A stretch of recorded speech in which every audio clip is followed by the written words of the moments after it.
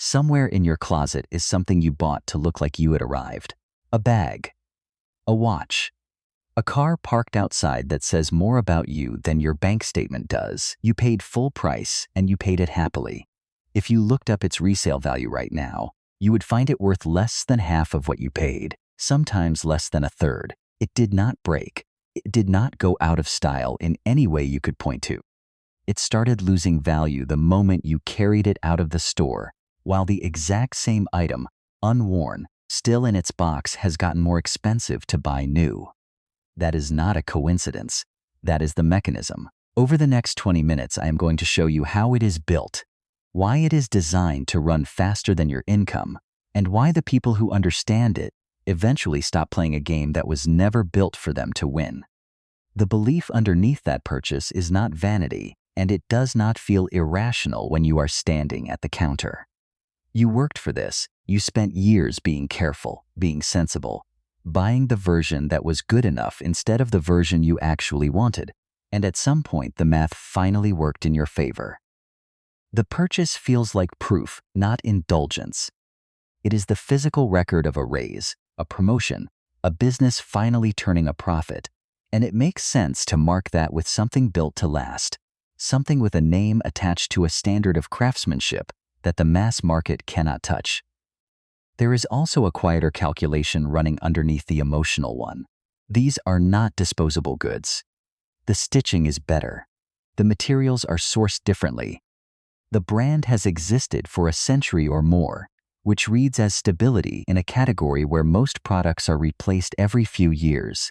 And if the taste ever changes, or the money ever gets tight, there is a resale market for exactly this kind of item, which makes it feel less like spending and more like a purchase you could reverse if you needed to. You are not buying an object.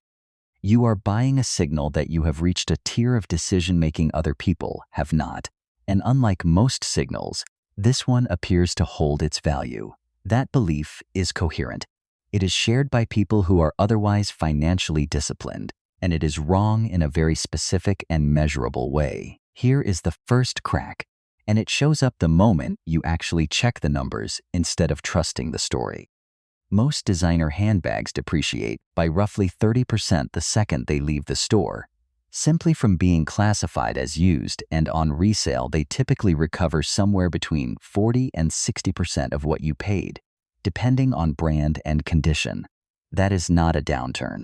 That is the standard outcome built into the category for almost every piece that is not from one of a small handful of brands that intentionally restrict supply. And the safety net you were counting on, the resale market, is not holding steady either. Industry data on luxury resale in 2025 shows the value of high-end handbags on the secondary market falling, while demand shifts toward lower-priced pieces as even luxury consumers start trading down. Meanwhile, the retail price of the exact bag you have been waiting to buy has not stood still. One flagship handbag line raised prices 8 to 12% a year for nearly a decade, pushing a bag that cost $5,800 in 2019 to over $10,000 5 years later, a 76% increase in a period when general inflation rose closer to 20%. So the entry price is climbing faster than your raises, and the exit price, what you can actually recover when you sell, is softening under you at the same time. You are not holding an asset that happens to fluctuate. You are holding an asset with a structurally rising cost of entry and a structurally falling floor on the way out. And both of those trends are accelerating in the same direction, away from you. The uncomfortable part is not the math itself. It is that you were never shown this math when you made the purchase. You were shown the craftsmanship, the heritage, the argument for buying once and buying right. Nobody mentioned that the price you would need to pay just to stay at the same relative position keeps moving, on a schedule you do not control and were never told existed. The mechanism has a name, and it is more than a century old.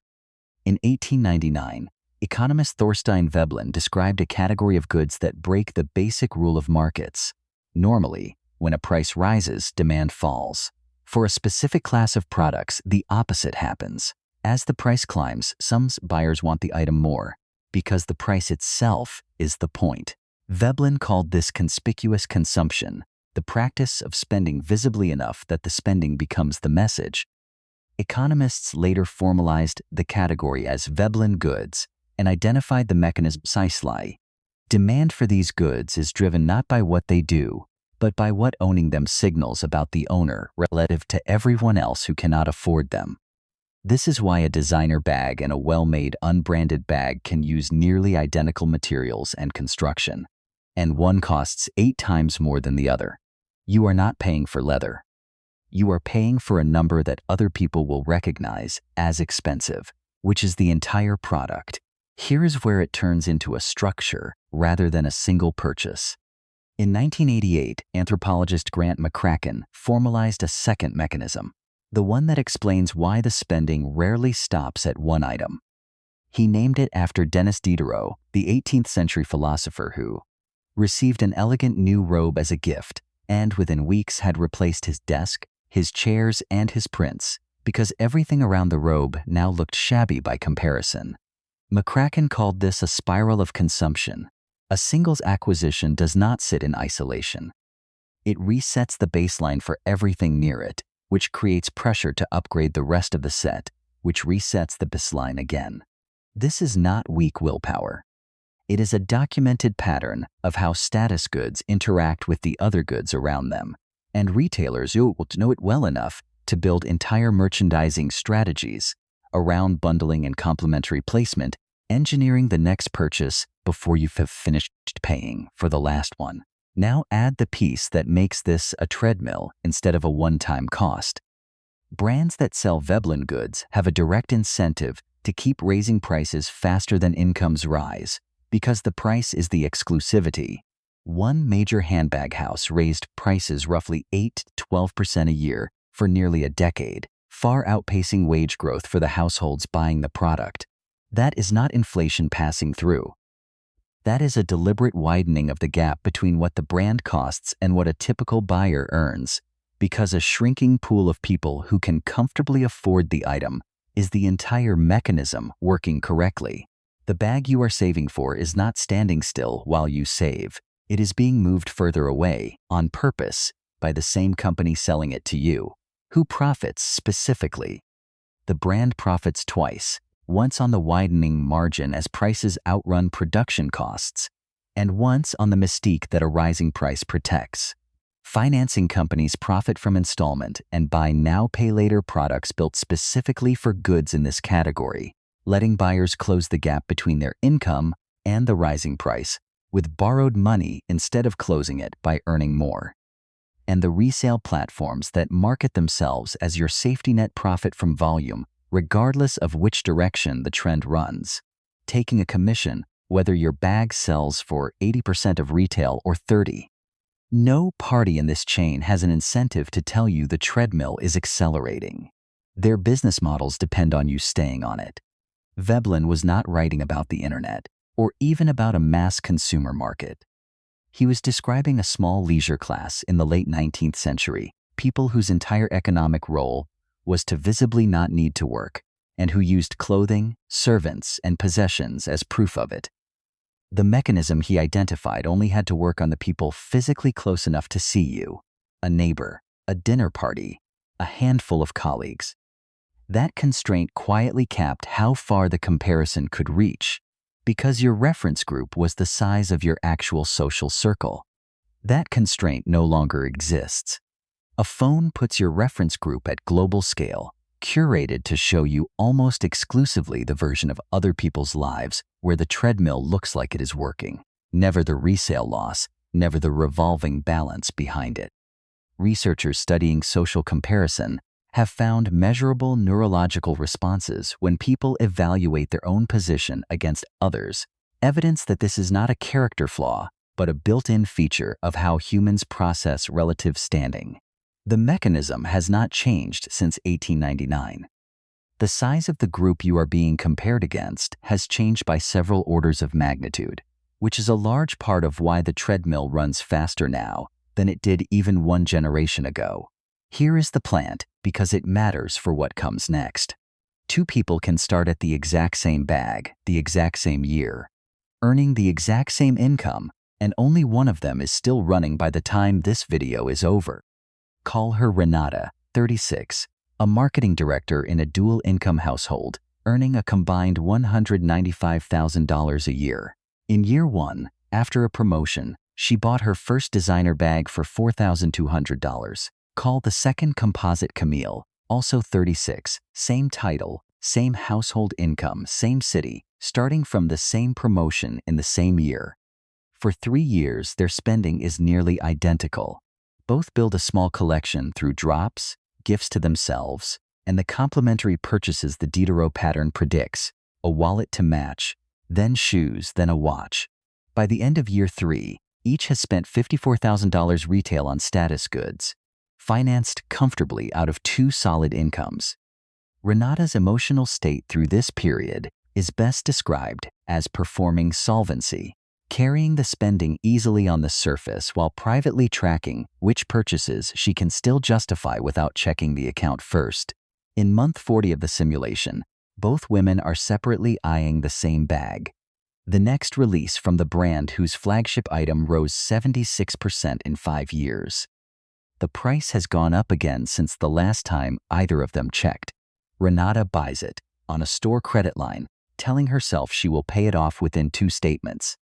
Camille does something different, and it is a decision, not a mood. She sits down and calculates what the last 3 years have actually cost her, adding the sticker prices to the resale value she would recover if she sold everything today, using the standard 40% retention rate for pieces without brand-restricted scarcity. The number is a projected loss of roughly $31,000 against what she paid, and the annual cost of simply keeping pace given the brand's pricing trend is rising faster than her raises are. That week, she lists her entire collection on a resale platform. It sells over 6 weeks for $19,000. She does not replace any of it. She opens a brokerage account with the proceeds and redirects $9,000 a year, the amount she calculates she was spending annually on status maintenance, into it instead. Track both women 5 years forward to year 8.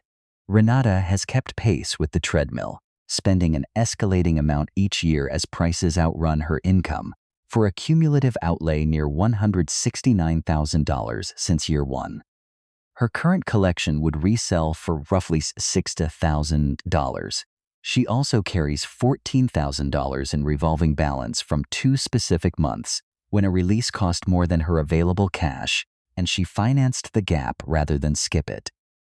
Her net position on 8 years of spending is a loss of approximately $122,000. Camille's $19,000 seed and 5 years of $9,000 annual contributions, grown at an ordinary market return, sit at roughly $78,000. The gap between the 2 women, who started at the identical bag, the identical year, the identical income, is exactly $200,000, produced by one dated decision rather than by 5 years of daily discipline. Camille's emotional state by year 8 is not triumph. It is closer to detachment. She is not proud of opting out. She simply stopped experiencing the next price increase as something that applied to her. She kept exactly 2 pieces from the original collection, a watch she wears daily and one bag she uses until it visibly wears out. And she has not opened the brand's new release email in 5 years. The decision that produced the gap was not a mindset. It was a Tuesday afternoon, a spreadsheet, and a listing she posted before she could talk herself out of it. Scale this out, and it stops looking like Renata's story and starts looking like a market structure. The global personal luxury goods market, the category made up almost entirely of Veblen goods like handbags, watches, and accessories, was valued at roughly $358 to $364 billion in the past 2 years, inside a broader luxury spending market of about $1.44 trillion a year. In 2025, that market lost approximately 20 million active buyers, its second consecutive year of shrinking, and industry analysis is specific about who left. The attrition concentrated almost entirely among what the industry calls aspirational buyers, people spending at the edge of what they could comfortably afford to stay visible in the category. High-spending clients, by contrast, held their spending steady and now account for close to half of all personal luxury goods sales.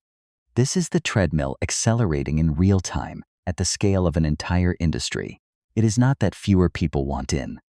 It is that the price required to stay in has separated from what a growing share of buyers can sustain, and the market is quietly sorting itself into two tiers, one where the price increases are irrelevant, and one where they are the entire experience.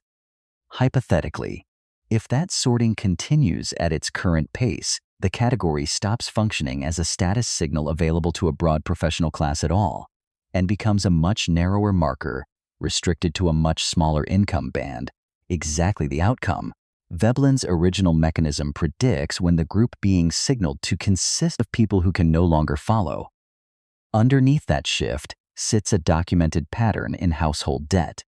Research on income inequality and consumer borrowing has found that households with smaller income gains than their peer group take on debt specifically to maintain a comparable consumption level, and separate analysis modeling this dynamic across income quintiles finds that when middle-income households raise spending to keep pace with a rising peer standard, debt in that quintile increases by roughly 80% relative to a baseline where no such comparison pressure exists. Renata is not an outlier.